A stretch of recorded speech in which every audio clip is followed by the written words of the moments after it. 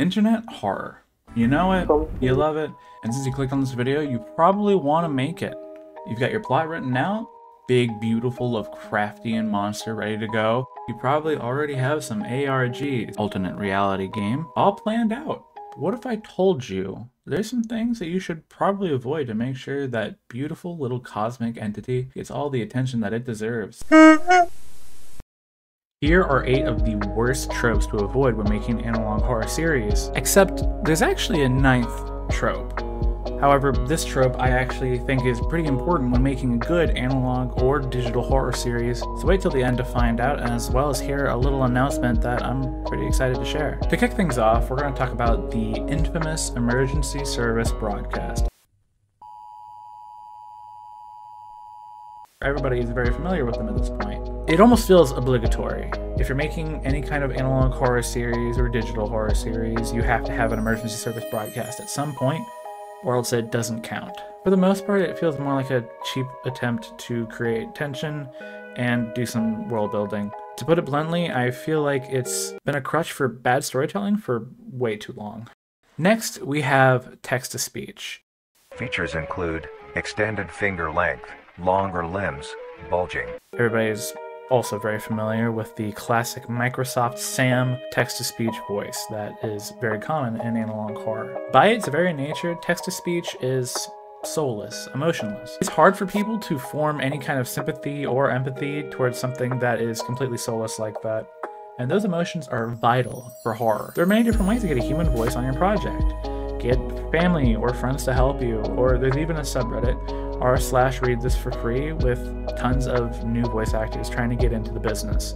I'm sure the talented people there would love to lend you their voices. Speaking of lending voices, let's talk about mimics. If this concept was a dead horse, it would be Glue by now. So many great series already nailing this concept, like Gemini Home Entertainment, the Mandela Catalog, even Greylock. You'd be hard-pressed to find a new way to put a spin on it. And honestly, if text-to-speech was already a struggle for you, I wouldn't really even attempt it. Executing this in a believable way that doesn't come across as cheesy, I'm not saying that it's not possible, I'm just saying that it takes a lot of finesse. Next, we're going to talk about police tapes. Greetings to you, police cadets. Similar to the emergency service broadcast system, police tapes are almost expected in your analog horror series. Point where people are usually able to predict what kind of story beats you're going to hit on. Usually this manifests as the police being in on it, either aware of the problem and not able to actually do anything about it, a la Mandela Catalog, or directly cooperating with whatever eldritch horror of the week it is. There's also this strange trend of presenting written reports in the form of a video, and I personally find it kind of hard to believe that a police officer would go through all the trouble of making and producing a video when they can just write a report. Commercials. While commercials can add some level of realism to your series, if they aren't done carefully, they can interrupt that sweet, sweet immersion that is vital in a series. The best example of a commercial being done right would be the Vita Carnis commercial episode, the Flavor Enhancer commercial. I mean, look at it. It adds lore, it adds world building, it's entertaining, and it's well produced. Nothing about this video is there just because. It's deliberate and purposeful. Next, we're going to talk about the whole government bad trope. Proceed to keep the subject under close supervision. In the best case, the subject will commit suicide. Don't get me wrong, I hate the system as much as the next lower middle class American. However, there's a trend of the government being painted as inherently bad without any real nuance, which has led to a lot of really simplistic storytelling choices. Unfortunately, it often lacks any kind of depth or fails to provide any real coherent reason for the government's antagonistic role. If the narrative is too overt in its condemnation of the government, it may come across as heavy-handed and lacking subtlety, which is so vital for a sophisticated horror experience. And then there's the censor bar. Bulging. The use of a censor bar, if not employed thoughtfully, can come across as a lazy way of creating mystery and intrigue, and placing a censor bar on visual elements too frequently can come across as too much reliance on the overall aesthetic of the subgenre without contributing anything meaningful to the narrative. Viewers may grow tired of this visual and could come across more as a gimmick than a tool. Distorted images.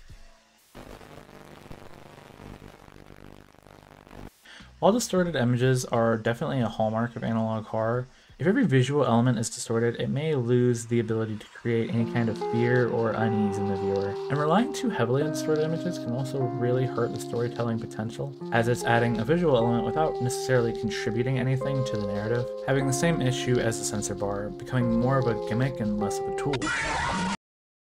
Did I scare you? Jump scares are the next topic. This is a personal thing, by the way. Over-reliance on jump scares can really damage your trust that your viewers have with you, as well as desensitizing them to anything that you actually are trying to scare them with. Viewers may become feeling manipulated if every tense moment is interrupted completely by some loud sound and disruptive imagery. Analog horror, digital horror, should all focus on building tension, sustained tension, rather than relying on jump scares for impact. The entire horror genre suffers from this problem, and I believe it's our responsibility as independent creators to remember that horror is for telling stories and not just getting a cheap scare out of somebody. The final trope is subtlety. Many people are sick of the subtlety that people will often use in telling their story. They claim that it's overcomplicated, pretentious, or just boring, to which I have to say, fuck 'em.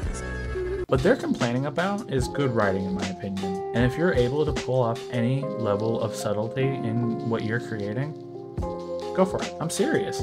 Make me go frame by frame to find a single set of letters so that I can decipher them and then figure out that the main character is really into jazz. Make me work for it. Look, my point is, this is art, okay? Art is meant to make you think. It's meant to challenge you. If you don't want to think, and you don't want to be challenged, go watch an Exorcist movie. Go watch Paranormal Activity. Go watch any of the millions of other horror movies that Hollywood's pumping out without a second thought. Because this is obviously not meant for you. That one was personal. That one was personal for me. Thank you if you watched this far into the video. I appreciate it a ton, and if you have any more tropes you want to talk about, if you disagree with something I said, if you have a tip for a new creator, then please comment it down below. I really want to create a discussion here. Also, that little announcement that I mentioned earlier, I'm setting a goal. If we reach 100 subscribers by the end of March, I have a video that I have in the works that I'm going to release to you guys. And it's one that I'm pretty excited about. It's going to be, you ready for this? I'm going to be ranking a bunch of different analog horror series based on the damage in each one. I think it's going to be a lot of fun, and I think you're going to be surprised at exactly how the numbers turn out. Be safe and have a great day.